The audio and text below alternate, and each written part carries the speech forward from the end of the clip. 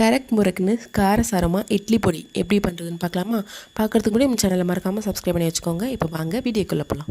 பொறுமையாக one by ஒன்னாக எல்லாத்தையுமே வறுத்து எடுத்துக்கலாம். ஃபஸ்ட்டு வெள்ளை உளுந்து நான் ஒரு கப் அளவு எடுத்திருக்கேன். அதையுமே நல்லா வறுத்துக்கணும். உளுந்து கொஞ்சம் கொஞ்சமாக அரைக்க கலர் சேஞ்ச் ஆகும். அதுதான் பார்த்தோம். கலர் ஓரளவு சேஞ்ச் ஆனதுக்கப்புறம் நம்ம எடுத்துக்கலாம்.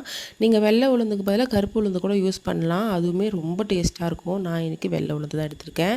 அது கூடவே ஒரு 1/4 கப் அளவு பொட்டுக்கடலை ஆட் பண்ணிக்கணும். ஏன்னா பொட்டுக்கடலை தனியாக ஆட் பண்ணும்போது ஒரு மாதிரி கருப்பாயிடும். ஸோ அதுக்காக உளுந்து கொஞ்சம் பாதி பதம் வறுத்ததுக்கு அப்புறமா பொட்டுக்கடலையும் ஆட் பண்ணி அதையுமே நல்லா வறுத்து எடுத்துக்கணும்.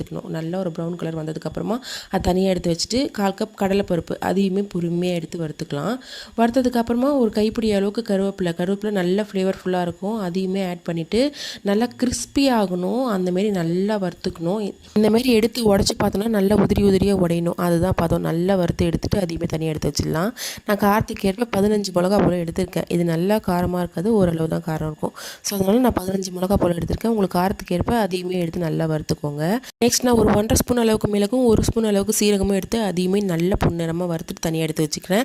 ஒரு 1 ஸ்பூன் அளவுக்கு எண்ணெய் ஆட் பண்ணிவிட்டு ஒரு 4 பல்லு பூண்டை லைட்டாக தட்டிட்டு இது போல் எண்ணெயில் வறுத்து இந்த மாதிரி ப்ரௌன் கலர் வர இருக்கும். அதையுமே நல்லா வறுத்துட்டு தனியாக எடுத்து வச்சுக்கலாம். அதே எண்ணெயில் கட்டி பெருங்காயம் போட்டுனா நல்லா புரிஞ்சு வரும். எண்ணெயில் அப்படியே திருப்பி போட்டு நல்லா புரிஞ்சதுக்கப்புறமா அதையுமே தனியாக எடுத்து வச்சுட்டு அதே கடாயில் ஒரு 50 கிராம் வெள்ளை எள்ளு எடுத்திருக்கேன். அதையுமே அடுப்பு ஆஃப் பண்ணிவிட்டு அந்த ஹீட்லேயே நம்ம போட்டு வறுத்தோம்னா எள்ளு நல்லா வறுக்கும் போது புரிஞ்சு வரும். புரிஞ்சு வந்ததுக்கப்புறம் அதையும் தனியாக எடுத்து வச்சுட்டு எல்லாத்தையுமே நம்ம அரைச்சி எடுத்துக்கலாம். அரைச்சி எடுக்கும்போது ரொம்ப மையாக அரைக்கக்கூடாது, ஒரு மாதிரி கொரன்னு அரைக்கணும். அப்போ தான் நம்ம இட்லி தோசைக்கெலாம் வச்சு சாப்பிடும்போது ஒரு மாதிரி கருக்கு முறுக்குன்னு டேஸ்ட் நல்லாயிருக்கும்.